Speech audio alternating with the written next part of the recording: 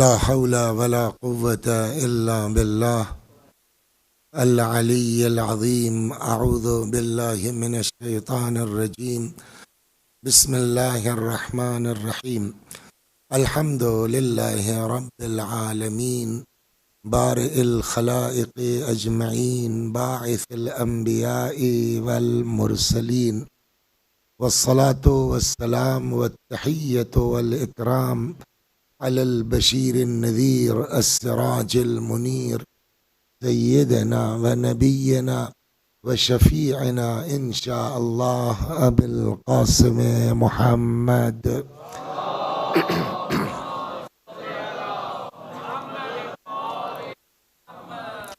اللهم صل عليه وعلى أهل بيته مظاهر جلالك وجمالك، واللعن على أعدائهم الشاكين فيهم المنحرفين عنهم أجمعين.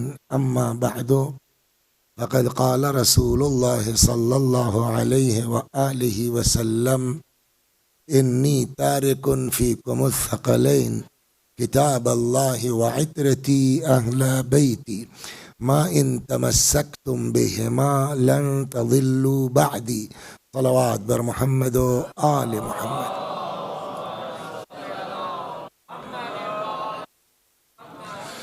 شب ولادت امیر المؤمنین سلام اللہ علیہ آپ سب کی خدمت میں، مخصوصاً ہمارے موجودہ امام حضرت حجت عجل اللہ تعالی فرجہ الشریف کی بارگاہ میں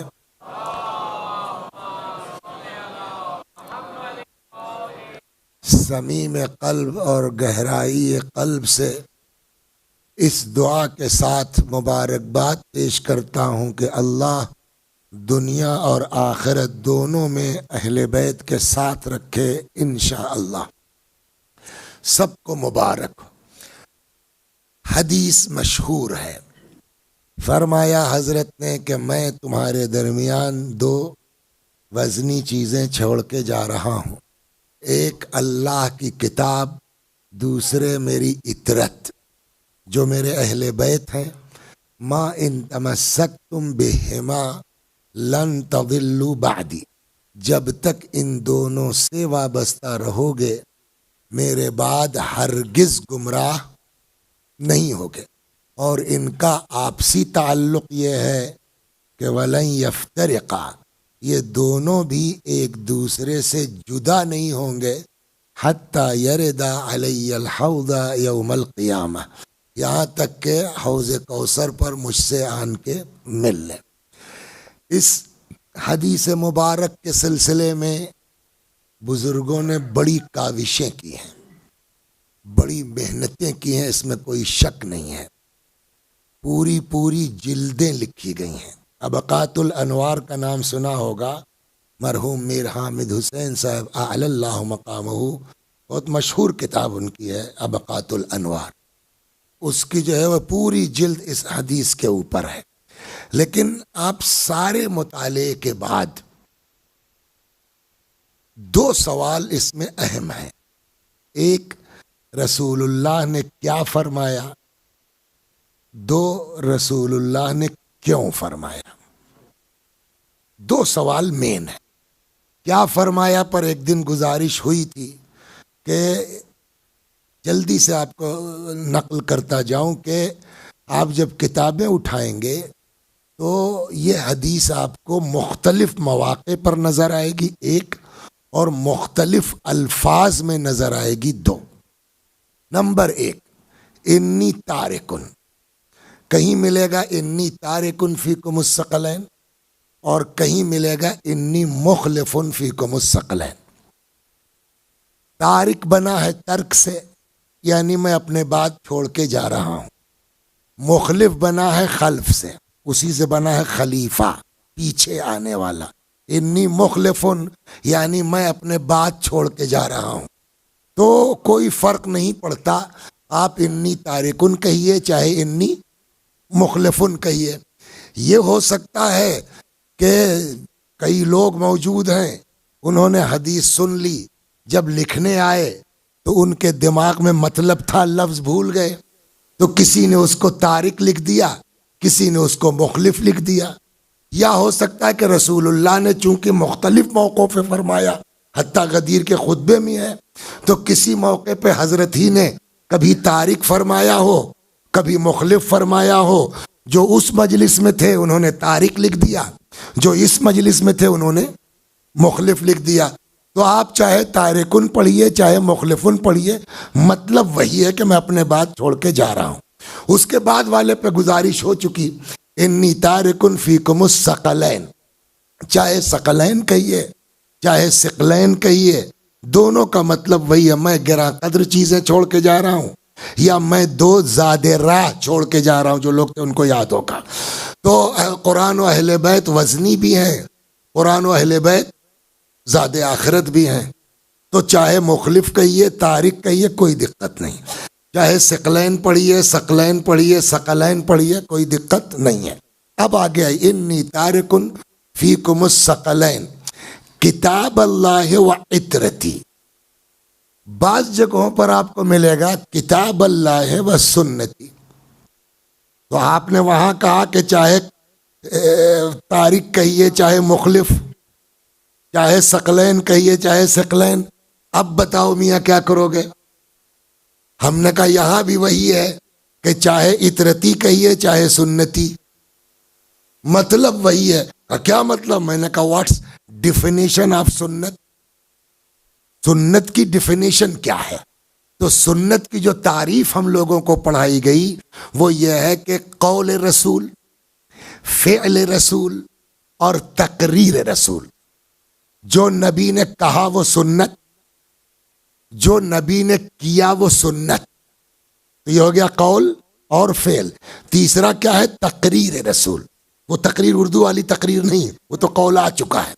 تقریر کا مطلب ہوتا ہے کہ آپ کے سامنے کسی نے کوئی عمل انجام دیا۔ دیکھیے ہمارا آپ کا مزاج کیا ہے، میں آپ کے سامنے کچھ غلط کام کر رہا ہوں، آپ جو ہے آنکھیں بند کر کے نکل جاتے ہیں، ہمیں چھوڑو، ہم سے کیا مطلب۔ یا اپنا آدمی کچھ کر رہا ہے، چھوڑو یار اپنا آدمی ہے۔ لیکن رسول اللہ کے سامنے کوئی آدمی اگر غلط کام کرے گا تو رسول اللہ چپ نہیں رہیں گے، اس کو ٹوکیں گے ضرور۔ اگر نبی کے سامنے کسی نے کوئی کام کیا اور نبی نے ٹوکا نہیں تو یہ کہلاتی ہے تقریر رسول۔ تو یہ بھی سنت ہے، نبی نے جو کہا وہ سنت، نبی نے جو کیا وہ سنت۔ نبی کے سامنے کسی نے کوئی عمل کیا اور حضرت نے سکوت فرمایا تو ایک طرح کی تائید ہے، تو وہ بھی سنت۔ تو قول پیغمبر سنت، بولیے، فعل پیغمبر سنت، اور تقریر پیغمبر یہ بھی کیا ہے؟ سنت ہے۔ اب اگر قول پیغمبر سنت ہے، انی تارکن فیکم الثقلین کتاب اللہ و سنتی، ابھی عطرتی چھوڑیے آپ، کتاب اللہ و سنتی۔ میں تمہارے درمیان دو چیزیں چھوڑ کے جا رہا ہوں، ایک اللہ کی کتاب، دوسرے میری سنت۔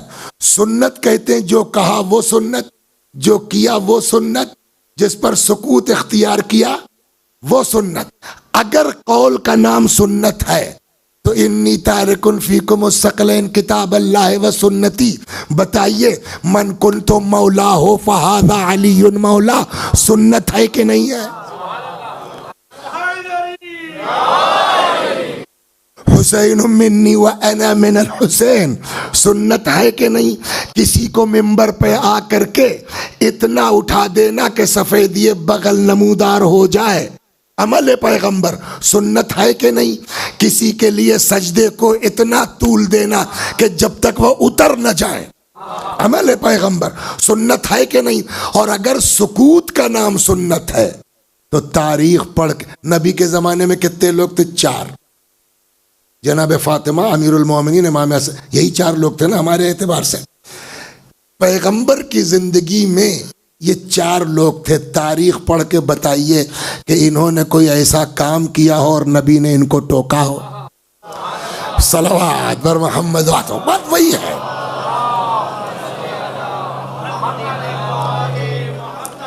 تو کوئی فرق نہیں پڑتا، آپ سنتی کہیے اور چاہے اطرتی کہیے، مراد وہی ہوگی۔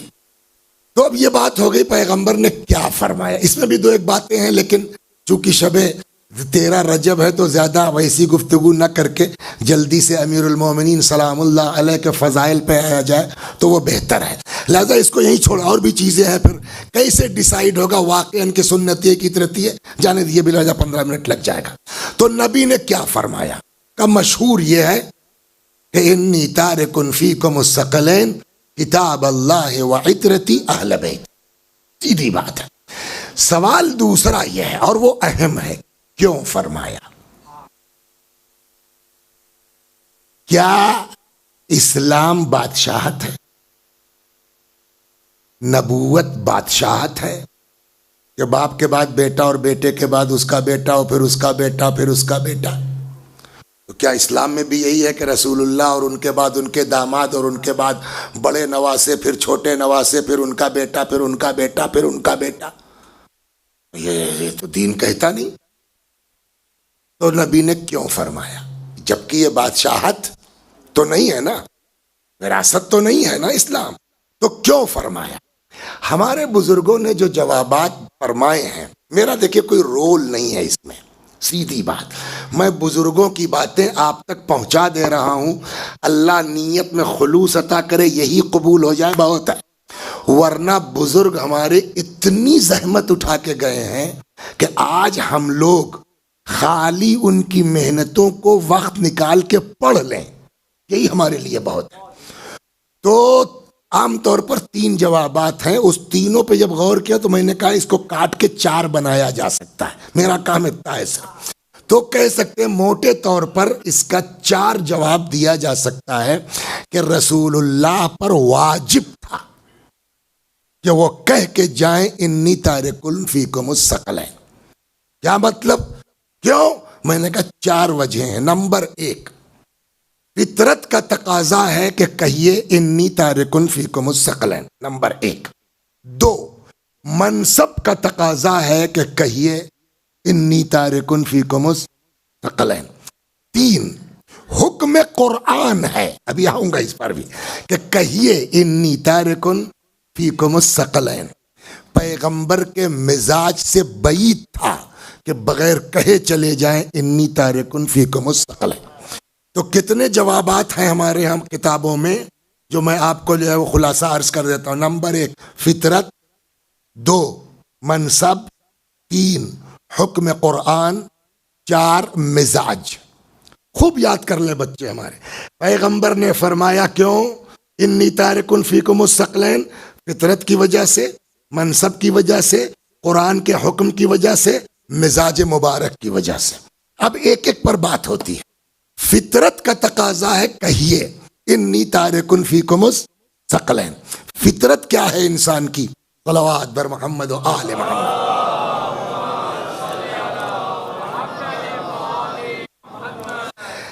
دیکھیے ایک شاعر ہے، غریب ہے، اور بڑے اچھے اچھے اشعار کہیں اس بندہ خدا نے، غربت کی وجہ سے اس کی زندگی میں اشعار چھپ نہیں سکے۔ اب موت کا وقت قریب آ گیا تو سب سے زیادہ جو چیز ستائے گی اس شاعر کو، کیا چیز ستائے گی بولیے؟ کہ کہیں ایسا نہ ہو کہ میرے بعد میرا یہ دیوان ضائع ہو جائے، کوئی ایسا امانت دار ہاتھ مل جاتا کہ جس کے پاس میں اسے رکھا دیتا۔ یہ جب موقع ملتا، یا کسی کتاب مصنف نے کتاب لکھی اور زندگی میں اس کے چھپ نہیں سکی، تو فطرت کیا ہے مصنف کی کہ کہیں رکھوا دیں، آج نہیں 50 سال کے بعد میرا مسودہ ضائع۔ ایک آدمی ہے جس نے بڑی محنت سے باغ لگایا، بڑی مشقت سے اس نے، بعض لوگ جو کسان ہیں وہ اس میں اگر ہوں گے ان کو تجربہ ہوگا، کہتے ہیں اولاد کا پالنا آسان ہے، ایک درخت کا پروان چڑھانا آسان نہیں ہے۔ لیکن کسی شکل سے صاحب جو ہے وہ ان کا باغ تیار ہو گیا۔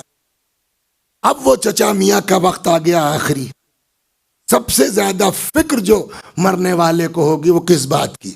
کہیں ایسا نہ ہو کہ میرے بعد میرا یہ باغ ضائع ہو جائے، کوئی صورت ایسی نکل آتی کہ میں رہوں یا نہ رہوں میری پراپرٹی بچی رہے۔ اچھا، یہ پراپرٹی بچانے کا جو مزاج ہے یہ سب کے اندر ہے نا؟ اسلام اس کے بارے میں کیا کہتا ہے؟ یہ صحیح ہے یا صحیح نہیں ہے؟ جائیداد کو محفوظ رکھنے کا آدمی کے اندر جو ایک مزاج ہے، یہ صحیح ہے یا صحیح نہیں ہے؟ جواب صحیح ہی صرف نہیں ہے، اسلام طریقہ بھی بتاتا ہے کہ کیا کرو کہ بچ جائے۔ کیا؟ ہم نے کہا وقف کاہے کے لیے ہے؟ اگر میرے باپ نے اپنی زمین وقف نہ کی ہوتی تو آج میں ہر سال جو ہے وہ تھوڑا سا بیچتا، بہترین ابا قبا پہن کے ٹہلتا۔ لیکن جائیداد سے محبت کا عالم یہ ہے انسان کے کہ وہ اولاد کے ہاتھ باندھ کے جائیداد بچانے کا شوق رکھتا ہے۔ یہ مزاج ہے کہ نہیں ہے؟ تو اب فطرت کا کیا ہے مزاج کہ کچھ ہو جائے میری پراپرٹی؟ آپ انصاف سے بتائیے، ایک شاعر کو دیوان بچانے کا حق ہے، ایک مصنف کو کتاب بچانے کا حق ہے، ایک باغ والے کو باغ بچانے کے فکر کا حق حاصل ہے، جس نے اس دین کو پھیلانے کے لیے کوڑے کھائے۔ ساحر کہا گیا، جادوگر کہا گیا، دیوانہ کہا گیا، کیا اس کو یہ فکر نہ ہوگی کہ میرے بعد میری جائیداد بچی رہے، میرا دین محفوظ رہے؟ نبی نے دیکھا کہ اپنی جان دے کے بچانے والا کوئی نہیں ہے سوائے میرے بچوں کے، فرمایا انی تارک فیکم الثقلین، صلوات بر محمد و آل محمد۔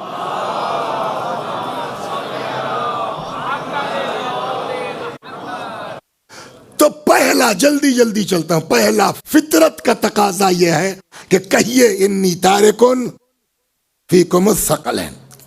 اب اس پر قرآن میں جائیں گے تو پھر لمبا لگ جائے گا، سب کو شوق ہے، انبیاء کو بھی شوق ہوا اس بات کا۔ جناب زکریا نے باقاعدہ جو ہے وہ اللہ سے فریاد کی، ایک بیٹا دے دے جو ہے تاکہ میرا بھی وارث ہو، آل یعقوب کا بھی وارث ہو۔ یہ چلا آ رہا ہے، مگر ادھر جائیں گے تو پھر اسی میں بات چلی جائے گی۔ تو پہلی چیز کیا؟ فطرت کا تقاضا ہے، کہیے انی۔ دو، منصب کا تقاضا ہے، کہیے انی تارکن فیکم الثقلین۔ منصب کیا ہے رسول اللہ کا؟ آپ کہیں گے کہ شاکر صاحب کو کسی ڈاکٹر کو دکھلانا چاہیے، ایسا پاگل آدمی ممبر پہ لا کے بٹھلا دیا انہوں نے کہ پوچھ رہا ہے منصب کیا ہے رسول اللہ کا۔ بھائی رسول اللہ بھی کہہ رہے ہو، بعد منصب پوچھ رہے ہو تو منصب کیا ہے؟ رسول ہے۔ وما محمد، اچھا ایک ترجمہ کیجئے، میں پڑھتا ہوں ترجمہ۔ آپ اب اتنے دن سے ماشاءاللہ جو ہے رہ رہے ہیں آپ عرب میں، تو اتنی عربی تو آتی ہے۔ اشہد ان محمد رسول اللہ، ترجمہ کیجئے تو۔ آپ کے پیچھے آپ کا پوتا ہے، بیٹا ترجمہ کرو اس کا تو۔ اشہد ان محمد رسول اللہ، میں گواہی دیتا ہوں کہ حضرت محمد مصطفیٰ صلی اللہ علیہ وآلہ وسلم اللہ کے رسول تھے۔ آئے کہ تھے؟ سب نے کہا کہ تم غلط کہہ رہا۔ تو میں گواہی دیتا ہوں کہ آپ اللہ کے رسول کب تک رہیں گے؟ اب دوسرا سوال، ہاں زور سے، قیامت تک۔ قیامت کب آئے گی؟ پتہ نہیں۔ اب تک 1447 سال تو ہو گئے ہجرت کو، اور مکے میں کتنی دن زندگی رہی؟ 13 سال کی، ہے نا؟ تو 47 10 57 3 60، 1460 برس تو ہو گئے اعلان رسالت کو، 1500 سال کے قریب۔ اور ابھی کب قیامت آئے گی؟ پتہ نہیں۔ تو اب اگر کوئی آپ سے پوچھے کہ اللہ نے ہمارے نبی کو نبی بنایا کب تک کے لیے، تو اب قیامت تک اگر نہ کہیے تو کیا کہا جائے گا؟ ہزاروں سال کے لیے۔ تو ان کو اللہ نے نبی بنایا کب تک کے لیے؟ بولیے، ہزاروں سال کے لیے۔ اس کو یہیں چھوڑ دیجئے، واپس آتا ہوں۔ تو ہر جگہ کا الگ الگ مزاج ہے۔ کہیں ہوتا ہے کہ مولانا 1 گھنٹہ، کہیں ہوتا ہے مولانا 40 منٹ، سمجھ گیا؟ وہ آپ نے نام سنا ہوگا، ہمارے ہاں بزرگ شخصیت تھی، یہ لوگ جانتے ہیں، رئیس الواعظین کہے جاتے تھے، مولانا کرار صاحب قبلہ۔ اب میں اس ملک کا نام نہیں لوں گا۔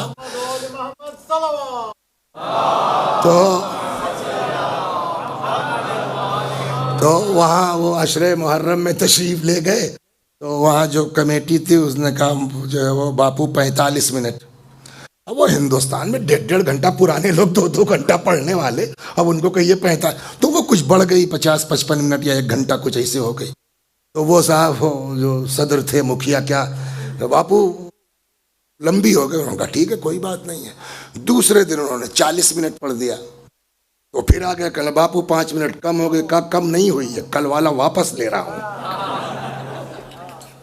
تو ہر جگہ سب کا اپنا اپنا وہ ہے۔ ہم یہاں مان کے چلتے ہیں، فرض کیجئے کہ ہم کو یہاں کتنی دیر پڑھنا ہے، 1 گھنٹہ، ٹھیک، ہم کو اس ممبر پر بھیجا گیا کتنی دیر کے لیے، 1 گھنٹے کے لیے۔ ہم کو کچھ جلدی ولدی تھی، کیا تھی، آدھے گھنٹے میں اتر گئے۔ تو اب جو ہے وہ ہمارے ذیشان صاحب آئے، کہنے لگے کہ کیا گڑبڑ کر دیا نا، بتائیے، ہم نے اتنا پھینکا تھا آپ کے بارے میں، سمجھے آپ، اور آپ نے آدھا ہی گھنٹہ پڑھا۔ 1-2 اور آ گئے، تب تک 2-1، آپ لوگ مجلس بھی سننا جانتے ہیں، کیا شاندار مجلس، چپ رہیے مولانا، ٹینشن مت لیجیے، بہت بڑھیا مجلس ہوئی۔ تو 60 کی جگہ ہم نے آدھا گھنٹہ پڑھا۔ کچھ لوگ ناراض ہوں گے، لیکن کچھ سپورٹ کرنے والے ہوں گے۔ دوسرے دن ہم نے کیا کیا صاحب، 15 منٹ پڑھا۔ اب اور لوگ جو ہے، یار حد ہو گئی، بتاؤ، اتنا ہم کام وام چھوڑ کر کے آئے، ہمیں جب تک پہنچے تب تک ختم ہو گئی۔ تب بھی کچھ لوگ تھے کہ صاحب اصل مجلس تو مصائب ہے، اور ٹھیک ہے مولانا کوئی بات نہیں، چلیے وہ بھی چل گیا۔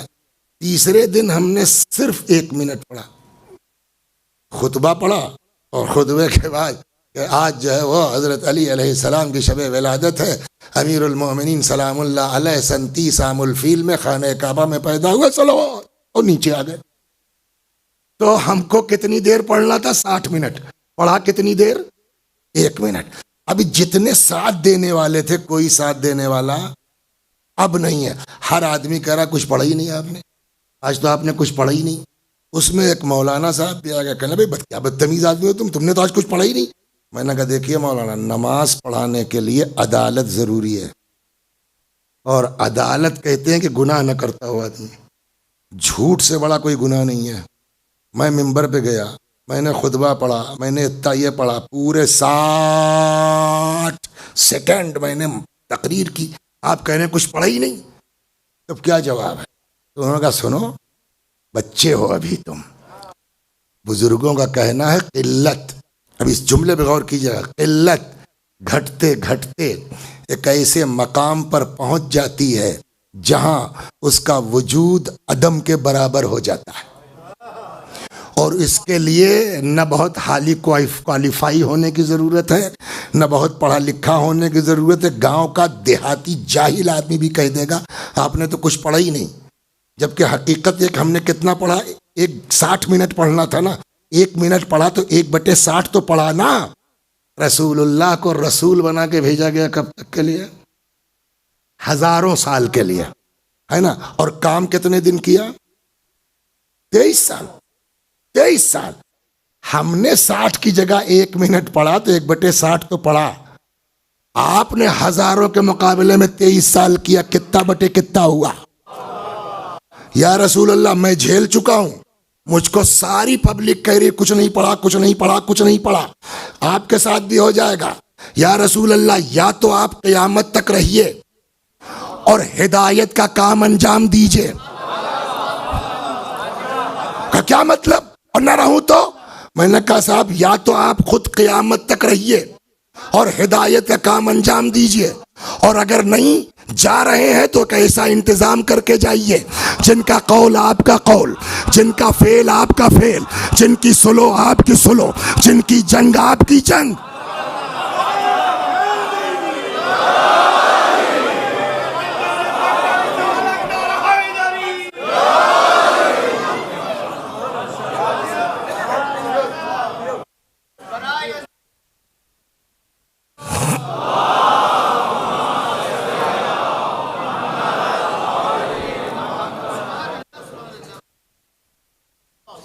کہتے ہیں نا کہ کھاتے کھاتے پیٹ بڑھا، بولتے بولتے زبان، شرم نہیں آتی تم کو؟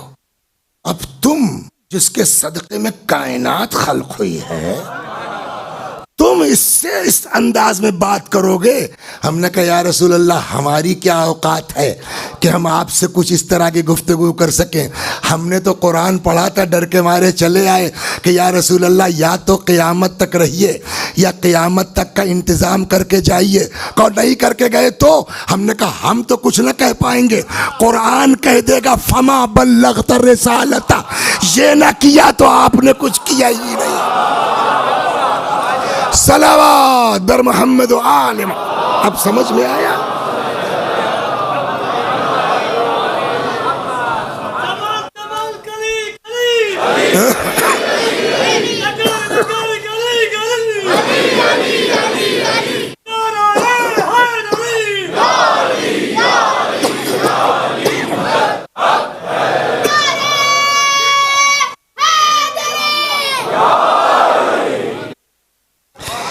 یہ وہ منصب کا تقاضا تھا کہ آپ اپنے بات کسی کو کہہ کے جائیے، چنانچہ دست مبارک بلند کر کے قیامت، دیکھیے بات قیامت تک کی ہے، اس لیے پہلے یہ حدیث ارشاد فرمائی انی تارک فیکم الثقلین کتاب اللہ و عطرتی اہل بیتی، اور جو اس کی پہلی فرد تھی اس کو اٹھا کے پبلک کو دکھا کے پہچنوا دیا، من کنت مولا ہو فہذا علی مولا۔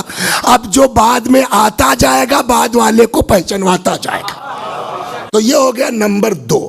پہلا کیا؟ فطرت کا تقاضا، 2 منصب، 3 حکم قرآن ہے کہ بھئی قرآن میں ہم نے یہ تو پڑھا ہے قل لا اسألکم علیہ اجرا الا، مگر یہ تو قرآن میں نہیں ہے قل انی تارک فیکم الثقلین۔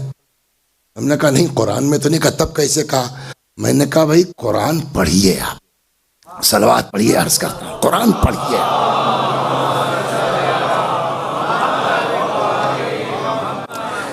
وصیت کے بارے میں قرآن کی بڑی تاکید ہے۔ ایک لفظ قرآن میں یوز ہوا ہے کتبہ کر کے، ماہ مبارک رمضان کے روزوں کے لیے یہی لفظ یوز ہوا ہے، کتب علیکم الصیام کما کتب علی الذین من قبلکم، تمہارے اوپر روزے لکھ دیے گئے ہیں ویسے ہی جیسے۔ تو کیا مطلب ہوا؟ یعنی روزے تمہارے اوپر واجب کر دیے گئے ہیں، ہے نا؟ تو ایک میننگ تو کتبہ کی یہ ہے، لکھ دیے گئے ہیں یعنی واجب کر دیا۔ اور بھی جگہوں پر لفظ کتب علیکم استعمال ہوا ہے، کتب علیکم ویسے ہی ایک جگہ ارشاد ہوتا ہے کتب علیکم اذا حضر احدکم الموت، تمہارے لیے لکھ دیا گیا ہے کہ جب تم میں سے کسی کو موت آنے لگے، لیکن سب کے لیے نہیں، شرط ہے ان ترک خیرا، اگر کچھ خیر چھوڑ کے جا رہے ہو، شراب خانہ چھوڑ کے جا رہے ہو اس سے بحث نہیں ہے، ان ترک خیرن، اگر کچھ خیر چھوڑ کے جا رہے ہو تو تمہارے لیے لکھ دیا گیا ہے کیا؟ الوصیہ، اولاد کے لیے، والدین کے لیے، اقربا کے لیے، اپنے بعد والوں کے لیے کیا کر کے جاؤ؟ وصیت کر کے جاؤ۔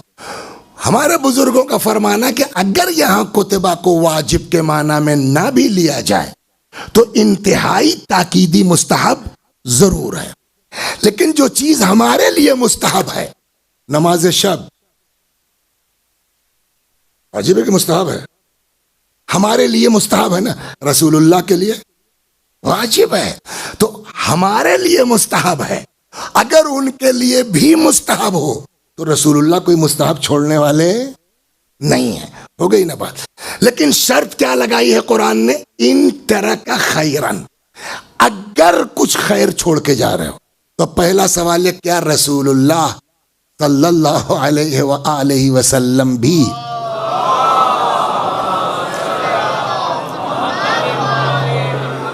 کچھ خیر چھوڑ کے جا رہے ہیں؟ جواب، اگر چھوڑ کے جا رہے ہیں تو کیا چھوڑ کے جا رہے ہیں؟ ان کی پراپرٹی سے تو ہم کو مطلب ہے نہیں، ان کے باغ سے تو ہم کو مطلب ہے نہیں، تو کیا چھوڑ کے جا رہے ہیں؟ کہا جو لے کے آئے تھے وہی چھوڑ کے جائیں گے۔ اب قرآن سے پوچھئے بحیثیت رسول کیا لے کے آئے تھے؟ سوال ہوگا نا۔ آج کون سا دن ہے؟ جمعہ۔ بہت سے لوگوں کو توفیق ہوئی ہوگی نماز جمعہ میں جانے کی، اور بالکل شروع ہی میں ہے هو الذی بعث فی الامیین رسولا منہم، نمبر 1 یتلو علیہم آیاتہ 1 ویزکیہم 2 ویعلمہم الکتاب 3 والحکمہ 4۔ تو کتنی چیزیں لے کے رسول اللہ آئے ہیں؟ 4۔ 1 تلاوت کتاب، تزکیہ نفس، تعلیم کتاب اور تعلیم حکمت، یہ 4 چیزیں ہیں۔ یہ چاروں لے کے گئے کہ چھوڑ کے جا رہے ہیں؟ چھوڑ کے جا رہے ہیں۔ اب ان چاروں میں ایک چیز ہے حکمت، ہے نا۔ آیت الکرسی کے تھوڑا آگے پڑھیے گا تو وہاں حکمت کے بارے میں ایک آیت ہے، ارشاد ہوتا ہے یؤتی الحکمت من یشاء، خدا جس کو چاہتا ہے حکمت دیتا۔ اب یہ حکمت کیا ہے؟ یہ خود ایک پوری مجلس ہے کہ حکمت کہتے کس کو، ہم اس میں نہیں جائیں گے۔ قرآن کہتا ہے یؤتی الحکمت من یشاء، اللہ جس کو چاہتا ہے، بولیے، حکمت دیتا ہے۔ وَمَن يُؤْتَ الْحِكْمَةَ فَقَدْ أُوتِيَ خَيْرًا كَثِيرًا، اور جس کو حکمت دے دی گئی اس کو خیر کثیر دے دیا گیا۔ اب رکھیے، کیا ہے رسول اللہ کے پاس؟ 4 چیزیں: تلاوت کتاب، تزکیہ نفس، تعلیم کتاب اور تعلیم حکمت۔ ان چاروں میں ایک چیز ہے حکمت۔ حکمت کے لیے قرآن کہتا ہے کہ جس کو حکمت دے دی گئی خیر، تو یہ پوری پراپرٹی کے حکمت کون سا حصہ ہے؟ 1/4۔ جس کی جائیداد کا 1/4 حصہ خیر کثیر کہلائے، اس کی پوری پراپرٹی میں کتنا بڑا خیر ہوگا۔ اور قرآن کہہ رہا اگر خیر چھوڑ کے جا رہے ہو تو بعد والوں کے لیے وصیت کر کے جاؤ۔ خدا کا حکم تھا، پیغمبر نے فرمایا انی تارک فیکم الثقلین کتاب اللہ وحید، صلوات بر محمد 3، جلدی جلدی 4۔ تو فطرت کا تقاضا ہے کہیے، منصب کا تقاضا ہے کہیے، اور قرآن کا حکم ہے کہیے۔ 4 مزاج۔ سوال یہ ہے کہ رسول اللہ کا مزاج کون ڈیسائیڈ کرے؟ اپنا پتہ ہے مزاج، بیوی کا پتہ ہے، لڑکے کا پتہ ہے، سب کے ساتھ ہے۔ کبھی کبھی بڑی سے بڑی بات کہہ دیجئے، آدمی مسکرا کے ٹال جاتا ہے، ہوتا نہیں ہوتا۔ کبھی کبھی یہ اشاروں میں کوئی بات کہی جا کے لگ گئی ہے، 10 سال سے نکل نہیں رہی ہے، وہی آدمی ہے۔ تو کیا مزاج ہے آپ کا؟ معمولی سی بات گھسی ہوئی نکل نہیں رہی، اور بڑی سے بڑی بات کہہ دی گئی، اثر ہی نہیں ہوتا۔ ایک صاحب جو ہے وہ اللہ مغفرت کرے، وہ 70 کے اوپر تھے، ہمارے یہاں مدرسے میں آتے تھے کہ بھائی مجھے اپنی بیوی کو طلاق دینا ہے، پوتی پوتے والے۔ اب ادھر سے پیچھے سے پوتا فون کرے، ادھر سے لڑکا فون کرے، مولوی صاحب ذرا دادا کو سمجھائیے، ذرا ابا کو سمجھائیے، یہ کیا ہوا؟ یہ وہ سوال یہ ہے کہ 50 سال آپ جس عورت کے ساتھ رہے، اب سمجھ میں آیا کہ وہ رکھنے لائق نہیں ہے، تو یہ اپنی بیوی کو نہیں سمجھ سکے آپ 50 سال میں؟ آخ کر دیا میں نے بیٹا، ارے یہ وہی بیٹا، آپ تو کہنے مجھے کیا پتا تھا کم بخت شادی کے بعد اتنا بدل جائے گا۔ تو جو آدمی بیوی کا مزاج نہ سمجھ سکے، جو آدمی اولاد کا مزاج نہ سمجھ سکے، جو آدمی اپنا مزاج نہ سمجھ سکے، اس کو کیا حق ہے کہنے کا کہ رسول اللہ کا مزاج یہ تھا؟ صلوات بر محمد، بہت دھیرے دھیرے آ رہا، کیا حق ہے؟ دیکھیے، ایک چیز ہم میں اور خدا میں جو فرق ہے، ہم لوگ دوستی کرتے ہیں بغیر مزاج سمجھے ہوئے۔ بہت سے قصے آپ لوگوں کے سامنے ہوں گے کہ صاحب ہم نے اتنا لگایا، اس نے اتنا لگایا، اور پھر میرا سب لے کے بھاگ گیا، اور یہ ہوتا ہے نہیں ہوتا؟ تو صاحب کیوں دوستی کیوں کی آپ نے؟ اب کیا بتائیں، سب سمجھ نہیں پائے۔ تو ہم لوگ دوست بنا لیتے ہیں بغیر مزاج سمجھے۔ اللہ بغیر مزاج سمجھے حبیب نہیں بناتا ہے نا؟ اور خالق مزاج ہے. اگر خدا بتا دے کہیں کہ ہمارے حبیب کا مزاج یہ ہے تب تو مانو گے. کہا اگر اللہ نے کہیں بتایا تو مانتا ہوں. صلوات بر محمد. اللہ نے اپنے نبی کا مزاج کیا بتایا؟ ایک اور صلوات بر محمد و آل محمد.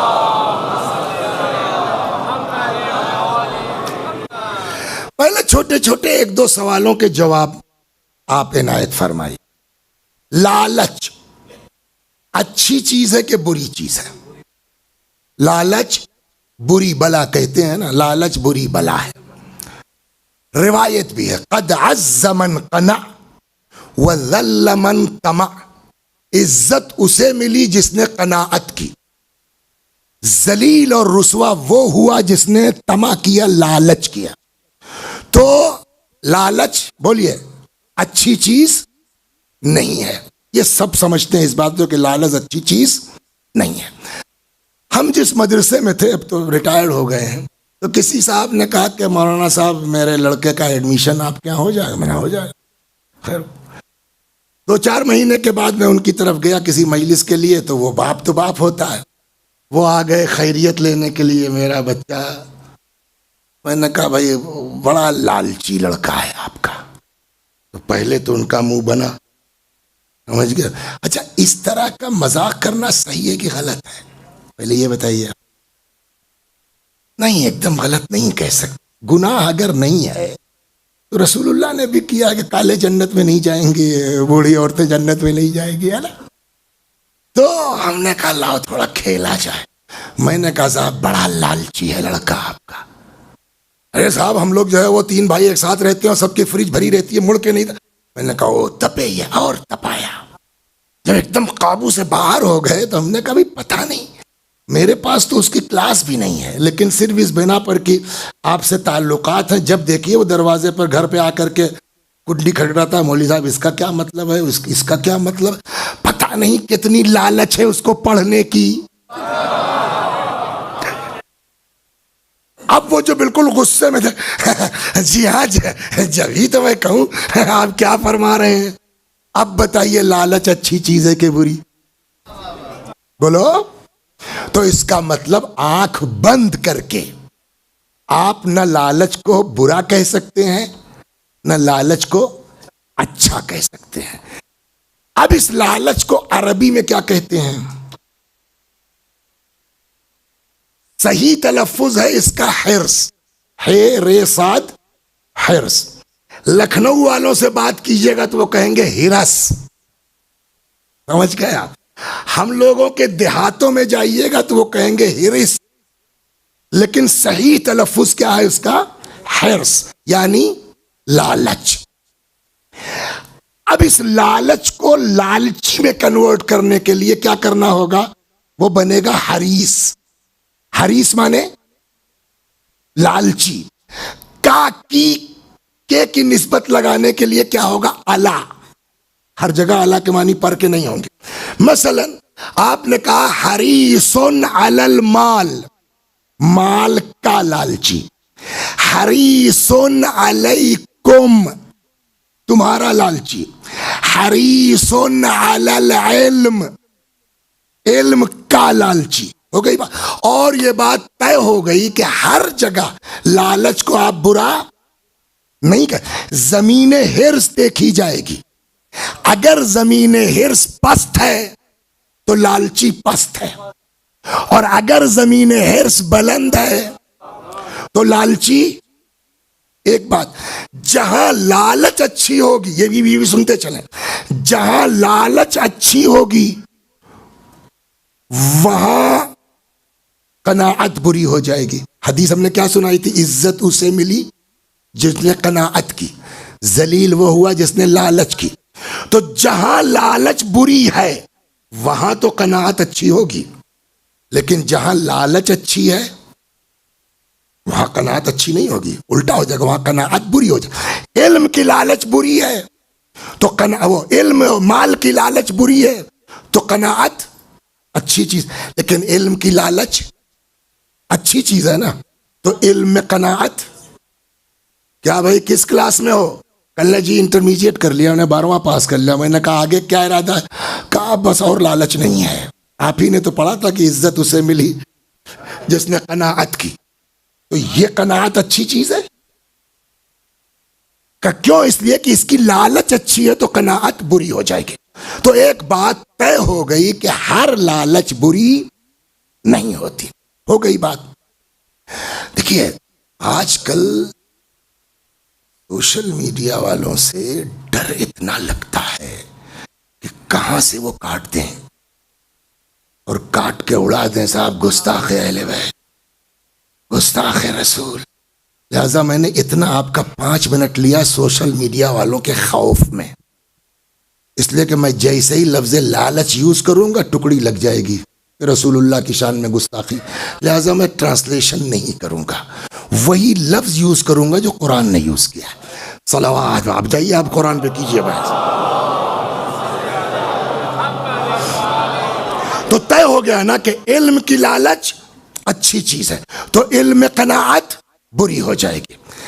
لالچی کے لیے کون سا لفظ استعمال ہوگا؟ حریص. اللہ نے اپنے حبیب کا جو مزاج بیان کیا ہے قرآن میں اسی لفظ کے ساتھ ارشاد ہوتا حریص علیکم. اب تو ترجمے کی ضرورت نہیں ہے. ہمارا نبی حریص ہے تمہارا. کاہے کہ حریص ہے؟ ہمارے مال کے، ہماری دولت کے، ہمارے کا. وہ تو پہلے ہی کہہ دیا تھا کہ چچا ان کو بتا دیجئے اگر ایک ہاتھ پہ چاند رکھ دیں دوسرے پہ سورج رکھ دیں تو میں ہدایت سے باز نہیں آ سکتا ہوں. تو اس کا مطلب مال و لالچ کی، دولت کی پھر کاہے کی لالچ ہے؟ بولیے ہدایت کی نا. حریص علی. اچھا اگلا فقرہ بھی بتا رہا ہے کہ سب کے لالچی نہیں ہیں. کس کے لالچی ہے؟ تمہارے. اور پھر آگے بالمؤمنین رؤوف الرحیم. مومنین کے لیے رؤوف ہے، مومنین کے لیے رحیم ہے. تو مومنین کے لیے لالچی کا لفظ نہیں ہے. کب تک لالچی ہے؟ جب تک تم مومن نہیں ہو، ہے نا.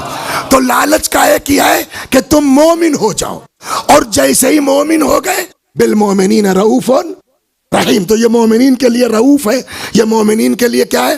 رحیم ہے. ہو گئی بات. اب بتائیے تو پیغمبر کو قرآن کہتا حریص علیکم، یہ حریص ہے تمہارے. کاہے کے حریص ہیں؟ ہدایت کے، ہے نا. ہدایت کی لالچ اچھی ہے کہ بری؟ طے کیا ہوا؟ جہاں لالچ اچھی ہوگی وہاں قناعت بری ہو جائے گی. جب ہدایت کی لالچ اچھی ہے تو ہدایت میں قناعت. 100 مسلمان ہو گئے بس، 500 ہو گئے بس، پورا مکہ ہو گیا بس، کا قناعت تو ہو ہی نہیں سکتی. اس لیے کہ ہدایت کی لالچ، یہ لالچ کہاں تک جائے گی؟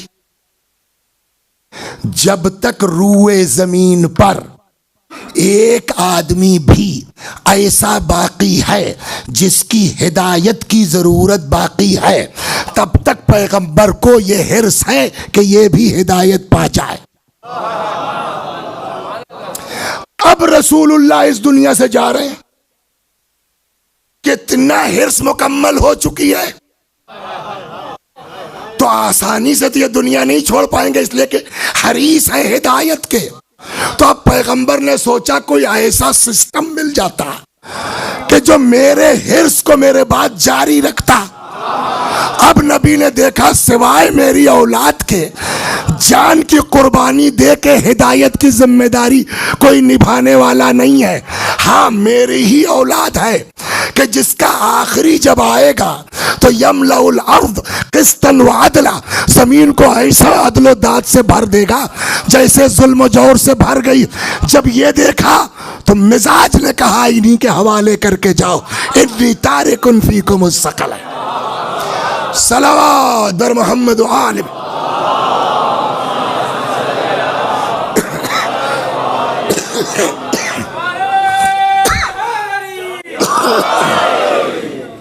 تو اب ہم آپ کو دھیرے دھیرے دھیرے دھیرے ماشاءاللہ کہ پیغمبر نے کیوں فرمایا فطرت، 2 منصب، 3 حکم قرآن، 4 مزاج. اس کے بعد میں یہ کہتا ہوں کہ اگر غدیر نہ بھی ہو،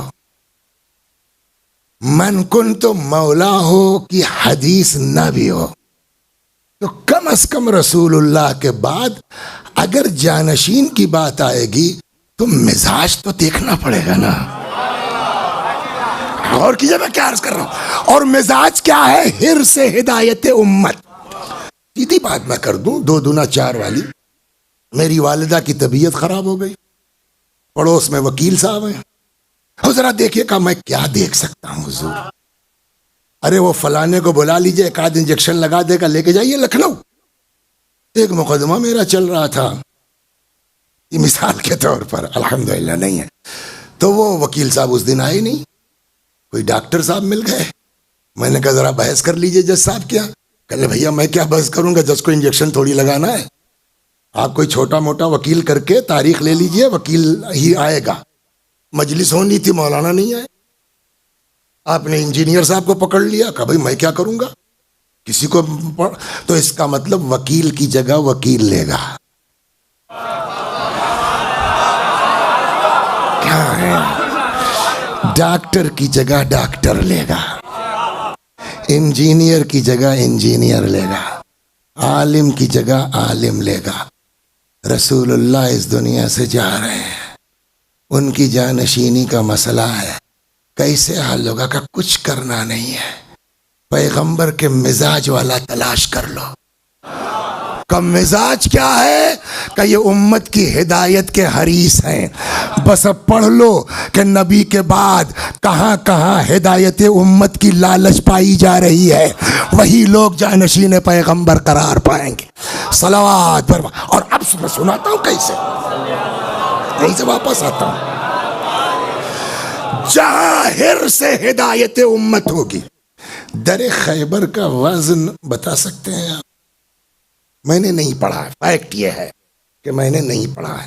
ہمارے ہاں گاؤں کے پاس ایک ڈاکٹر صاحب ہیں، بڑے شوقین ہیں مطالعے کے.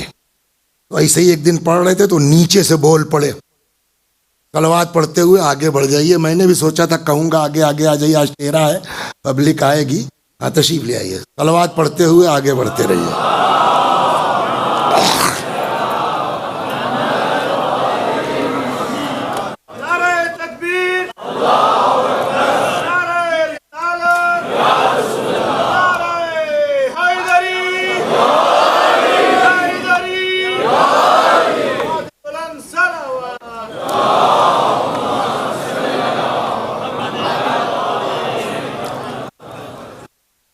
ایک اور صلوات اور محمد و آل محمد. تو در خیبر کا وزن کیا ہے ہم کو بھی نہیں پتا تھا، نہیں پڑھا. تو ایک دن اپنے علاقے میں کوئی تقریر کر رہے تھے، تو نیچے ایک ڈاکٹر صاحب تھے، وہ بڑا مطالعہ کرتے ہیں بیچارے. تو انہوں نے کہا کہ محدث دہلوی نے اپنی کسی کتاب میں لکھا ہے خیبر کا وزن تھا 320 کنٹل. کتا یعنی 32 ٹن. مشہور یہ ہے کہ 40 آدمی کھولتے تھے اور بند کرتے تھے. بعض روایتوں میں ہے کہ ایک پٹ کو کھولنے کے لیے رستے کی مدد سے 18 آدمی لگتے تھے. 18 دونی 36، چلیے وہی ہو گیا. تو جس دروازے کی وزن 320 کنٹل ہو، یہ جتنے لوگ ہیں ہم لوگ مل کے اٹھا سکتے ہیں. امیر المومنین سلام اللہ علیہ نے کیا کیا؟ اٹھانا تو دور.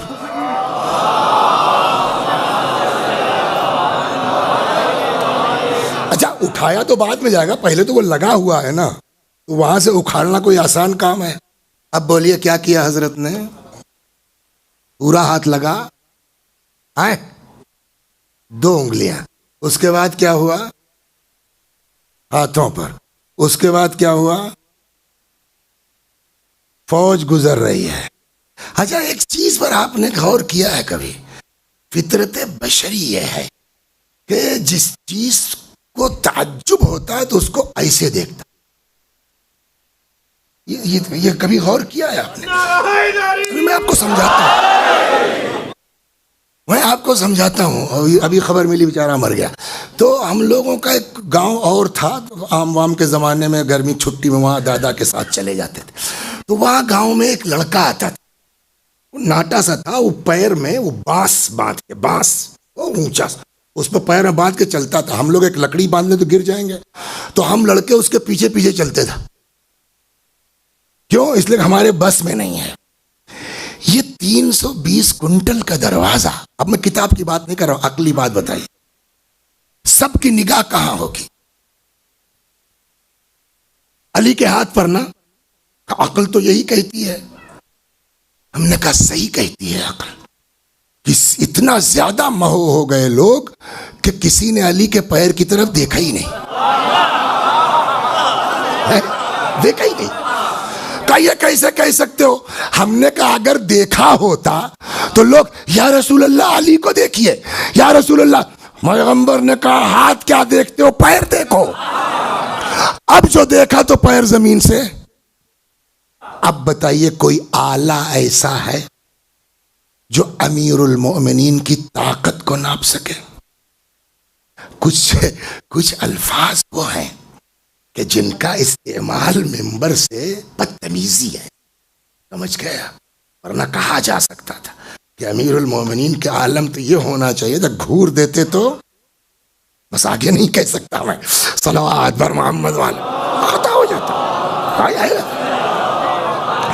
بھائی جس کی شجاعت کا عالم یہ ہو، جس کی بہادری کا عالم یہ ہو، ہمت ہے کسی کی کہ اس کی طرف آنکھ اٹھا کے دیکھ لے، ہے نا؟ مگر وہی علی ہیں گلے میں رسی. سوال یہی پھنستا ہے آ کر کے. اور بعض روایتیں یہاں تک کہتی ہیں، میں رولانا نہیں چاہتا، شب ولادت میں اسپیڈ سے گزرتا ہوں، کہ ایک آدمی آگے سے کھینچتا دوسرا ڈھکیلتا ہوا. بس روایت تو یہ ہے. مانیں گے آپ؟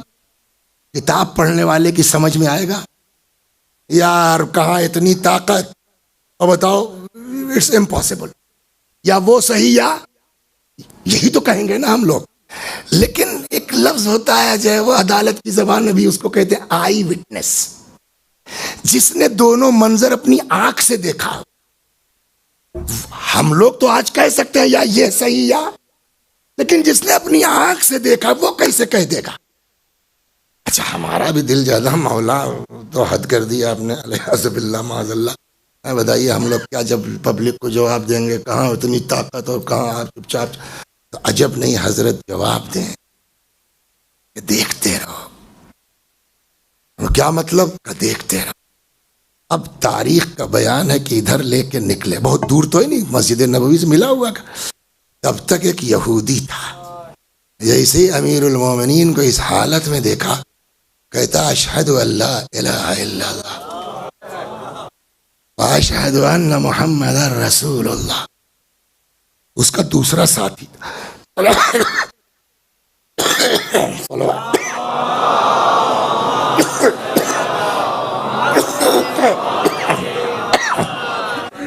اس کا نہیں پانی نہیں پیتا. اس کا دوسرا ساتھی تھا. اس نے کہا کہ کیا ہوا، تم مسلمان ہو گئے؟ اس نے کہا کہ یہ اچانک کیا ہوا؟ کہنے لگا میں خیبر کا یہودی ہوں. پہنچے نہیں پہنچے، میں خیبر کا یہودی. السلام علیک یا امیر المؤمنین، میں خیبر کا یہودی ہوں. میری انہی آنکھوں نے دیکھا اس انسان کو در خیبر اکھاڑتے ہوئے. میری انہی آنکھوں نے دیکھا ہے اس کا ہاتھ پر سے پوری فوج گزر گئی. آج یہی آنکھیں دیکھ رہی اس آدمی کے گلے میں. میں پاگل ہو رہا ہوں سوچ کے کہ یار کہاں وہ طاقت اور کہاں یہ خاموشی. میں نے بہت غور کیا، میں نے کہا چپ تو نہیں رہنا چاہیے تھا اس آدمی کو. اچانک یہ خیال آیا واقعاً یہ اللہ کے نمائندے ہیں، جب خدا چاہتا ہے اظہار طاقت کرتے ہیں، جب خدا چاہتا ہے اظہار صبر کرتے ہیں. اور جیسے ہی احساس ہوا اللہ کے نمائندے، میں نے کلمہ پڑھ لیا. اور جب نہیں مسکرا کے مولا کہیں سمجھ میں آیا اگر ایک یہودی بھی مسلمان ہو سکتا ہے تو میں گلے میں رسی کا پھندا ڈلوانے کو تیار.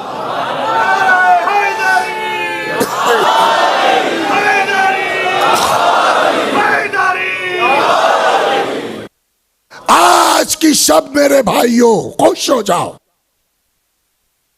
اسی عظیم انسان کی ولادت کی شب ہے۔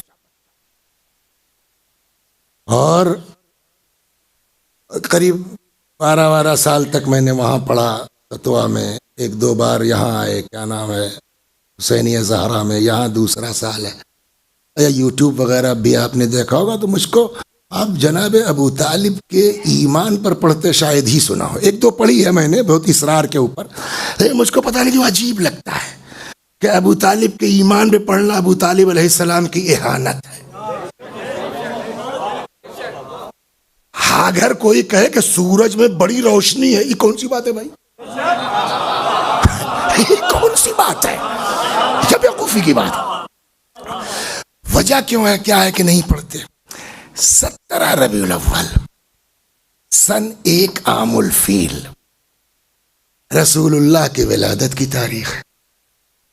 باپ کا انتقال ہو چکا ہے نا، چچا ہی سب کچھ ہے۔ اور اگر واقعی چچی ہونا تو رسول اللہ نے بھی ان کو ماں کہہ دیا ہے۔ اور کیوں؟ جب جناب فاطمہ بنت اسد کا انتقال ہوا، مولا روتے ہوئے آئے کہ یا رسول اللہ ہماری والدہ کا انتقال، حضرت نے کہا امی بعد امی، خالی تمہاری نہیں ہماری بھی اماں کے بعد اماں تھی جناب فاطمہ بنت اسد۔ تو فاطمہ بنت اسد خوشی خوشی آئیں اور مولا سے وہ ابو طالب علیہ السلام سے کہا کہ مبارک ہو آپ کے مرحوم بھائی کے، الفاظ میرے مفہوم عرض کر رہا ہوں، آپ کے مرحوم بھائی کے یہاں بیٹا ہوا، تو اگر آپ کو کوئی مبارکباد دیتا ہے تو آپ کیا جواب دیں گے؟ آپ کو بھی مبارک ہو، یہی نا۔ میں کہیں تھا تو جو ہے وہ خبر آئی کہ صاحب وہ نواسی ہوئی ہے، میں نے فون کیا تو پہلا سوال یہ ہوا کہ اور ہاتھ پیر سے ٹھیک ہے نا، یہ سب پوچھتے، یہی تو طریقہ ہے۔ لیکن جناب فاطمہ بنت اسد آئیں، کہنے لگی ابو طالب مبارک ہو آپ کے بھائی کے یہاں بیٹا ہوا ہے، تو کہتے بھیا آپ کو بھی مبارک ہو اور ماں بیٹے ٹھیک ہے نا۔ لیکن جو تاریخ کہتی ہے جانتے ہیں کیا ہے؟ تاریخ نے کہا کہ ابو طالب نے کہا کہ فاطمہ جیسا بیٹا آج ہوا ہے یا امیر المومنین، جیسا بیٹا آج ہوا ہے 30 سال کے بعد ویسا ہی بیٹا تمہارے یہاں پیدا ہوگا۔ آپ بتائیے جو انسان 30 سال بعد کی خبر دے اس کے علم پر بحث ہوگی کہ اس کے ایمان؟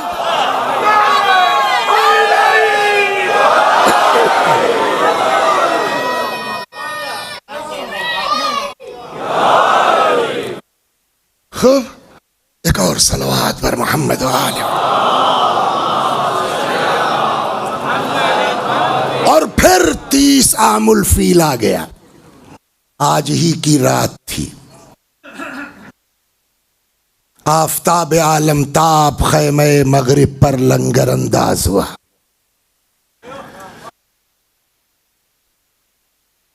شب نے کہکشاں کی افشاں پیشانی پہ چھڑکی، سج دھج کے عروس شب شباب کی کروٹ بدل رہی تھی۔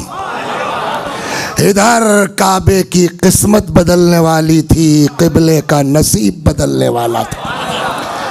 حضرت ابو طالب سلام اللہ علیہ کے بیت الشرف سے ایک بی بی خرامہ خرامہ کعبے کے قریب آئیں اور آ کے شکم مبارک کو خانہ کعبہ سے مس کیا۔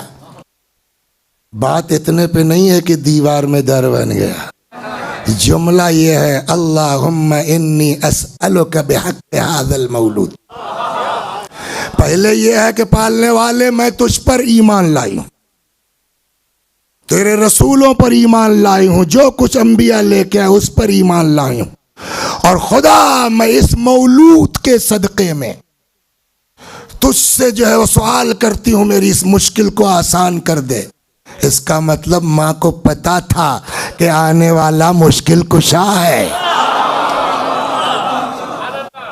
تو آپ لوگ نہ جانتے ہوں گے، یہ انجینئر صاحب جانتے ہوں گے، مولانا وسیع محمد ثاقبلہ کو دیکھا تو نہیں ہوگا، نام سنا، 84 میں انتقال ہوا۔ بڑے زبردست عالم بھی تھے رضوان اللہ علیہ اور اچھے شاعر بھی تھے۔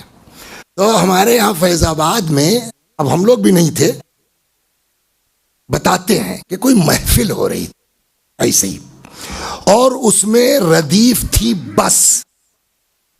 نام سنا ہوگا جو پرانے لوگ ہیں، سالک لکھنوی صاحب کا. ماہر لکھنوی کو تو جانتے ہی ہوں گے. ماہر لکھنوی صاحب کے بڑے بھائی تھے سالک لکھنوی صاحب.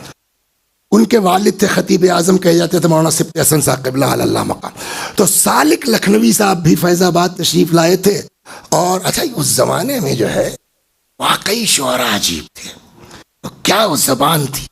ماہر لکھنوی کو سنا ہوں آپ کو، آج تو 2-4 منٹ بڑھ جائے گا تو کیا حرج ہے. تو ماہر لکھنوی جو ان کے چھوٹے بھائی تھے وہ بھی اپنے زمانے کے بڑے شاعر تھے. تو ایک بار ان کو مصرع دے دیا گیا. سوچئے آپ کیسے کہے گا آدمی. ان کو مصرع دے دیا گیا، الٹ کے پلٹ کے پلٹ کے الٹ کے. اب لگائیے مصرع، شاعر اس کو کہتے ہیں. ان کو مصرع دیا گیا کیا؟ الٹ کے پلٹ کے پلٹ کے. فوراً مصرع لگایا انہوں نے، نبوت کا جلوہ امامت میں دیکھو. الٹ کے پلٹ کے پلٹ کے.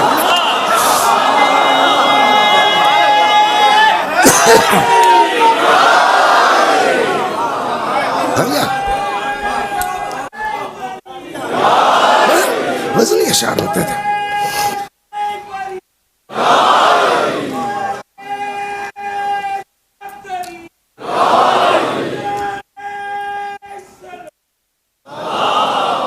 تو اسی میں ان کا ایک شعر بڑے غضب کا ہے اگر آدمی غور کرے. یہ مولا کے سلسلے میں وہ کہتے ہیں، ماہر صاحب، ابھی سالک پر آتا ہوں، کہ چلو کعبے چلیں دیکھیں ہمیں کیا ملتا ہے. وہ محاورہ ہے نا، اس محاورے کو عزم کیا، چلو کعبے چلیں دیکھیں ہمیں کیا ملتا ہے. لوگ کہتے ہیں کہ ڈھونڈے سے خدا ملتا ہے. ان کا مطلب نہیں کہ علی خدا ہے، نا نا نا نا، لیکن لوگ کہتے ہیں ہم چلیں دیکھیں ہمیں کیا ملتا ہے. ہمیں امام ملے گا، ہم کو ولی اللہ ملے گا، ہمیں حجت خدا. تو ان کے بڑے بھائی تھے مرحوم سالک لکھنوی رضوان اللہ علیہ. ان کا ایک شعر جو ہے وہ بڑا مشہور ہوا، ہوٹلوں میں بھی لکھنؤ میں لکھا رہتا تھا، حرف غلط نہیں ہوں بیکار ہے یہ کوشش. حرف غلط نہیں ہوں بیکار ہے یہ کوشش، ابھروں گا اور مٹ کر برباد کر کے دیکھو. کربلا کا دیکھ لیجیے آپ. جب تو وہ فیض آباد آئے، اس وقت جو انہوں نے کلام پڑھا اس کی ردیف تھی بس. کیا ردیف تھی؟ بس. یہ مرحوم مولانا وسیع محمد صاحب قبلہ اللہ مقامہ اس محفل میں موجود تھے. ان کو یہ زمین اچھی لگی، بلکہ انہوں نے مقطع میں یہ بات ظاہر بھی کی کہ یہ میں نے سالک صاحب کی وجہ سے کہا ہے. چنانچہ مقطع ان کا یہ ضیاء تخلص کرتے تھے اپنا کہ مسلک سالک پہ چل کے ارتجالن لکھے شعر. ارتجالن یعنی ایکسٹمپور. مسلک سالک پہ چل کے ارتجالن لکھے شعر، یہ زمین مجھ کو ضیاء ایسی پسند آئی کہ بس.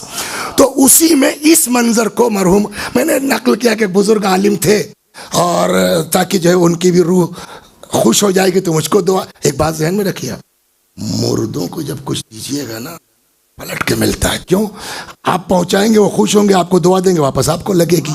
ہاں یہ ذہن میں رہے. صلوات بر محمد وعلی. تو ایک عظیم شخصیت تھی، فخر الاتقیاء کہے جاتے تھے. تو اس سلسلے میں تو بات ہماری کہاں پہنچی؟ آئیں اور کعبے کی دیوار سے مس کیا اور یہ دعا کی. اب وہ مرحوم کہتے ہیں، دیکھیں عالم کا شعر عالمانہ ہوتا. کعبے کی دیوار سے بنت اسد نے کچھ کہا. کعبے کی دیوار سے، آپ بزرگ ذرا ہنسیے گا. آپ ہنسیے تو ہنسے کہ نہیں ہنسے؟ تو دیکھیے مسکرانا ہو رہا ہے، یہ مسکرانا ہوا، یہ مسکرانا یہ ہنسنا ہوا. ہنسنے میں کیا ہوا؟ کھل جاتا ہے، یہ کھل جاتا ہے. آپ سنیے، آپ سمجھ میں کیا ہوا؟ کعبے کی دیوار سے بنت اسد نے کچھ کہا، مدعا سن کر اسے ایسی ہنسی آئی کہ بس۔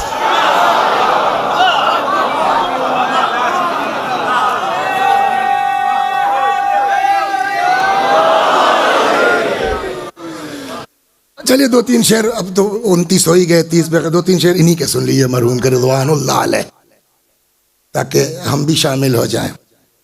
گوشے چادر اٹھا کر ام سلمہ جب بڑھی، حدیث کے سامنے ہے نا، گوشے چادر اٹھا کر ام سلمہ جب بڑھی، کھینچ کر چادر پیغمبر کی صدا آئی کہ سمجھا؟ اے نصیری سن۔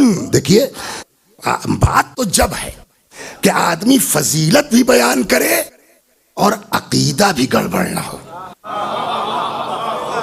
ہاں ایک ہمارے ہاں لکھنؤ میں وہ محضر لکھنوی صاحب تھے مرحوم، ان کا وہ پوتا سلیم بلرام پوری سنا ہوگا آپ نے، ان کا ایک شعر سنیا اب اسی پر، نصیری اتنا نہ کر تجاوز۔ دیکھیے وہ ایک، یا علی ہم سے کیا ہے چھپاؤ نہ حقیقت اپنی ہے کوئی بات، نصیری جو خدا کہتے ہیں، اس کا مطلب آپ نصیری کی تائید کر رہے ہیں؟ نہ، نصیری کی تائید کرنا شیعت نہیں ہے، نصیری کو کنڈم کر کے آپ علی کو سمجھیے۔ چنانچہ اب یہ شاعر کہتا اے نصیری سن، صلوات بر محمد و آل محمد، وہ تو ان کا،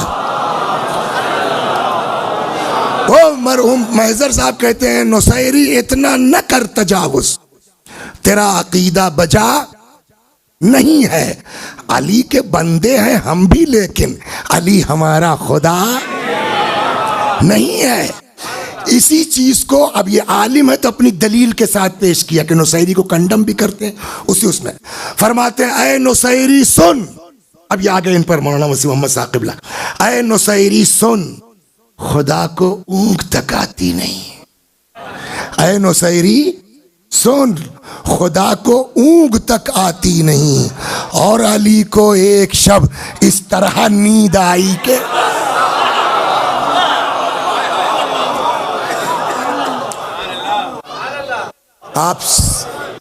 آپ سب کو امیر المؤمنین سلام اللہ علیہ کی ولادت با سعادت بہت بہت مبارک ہو، اور دعا فرمائیے کہ اللہ توفیق دے کل کچھ مولا کے فضائل بیان کر سکوں انشاءاللہ۔ والسلام علیکم ورحمۃ اللہ وبرکاتہ۔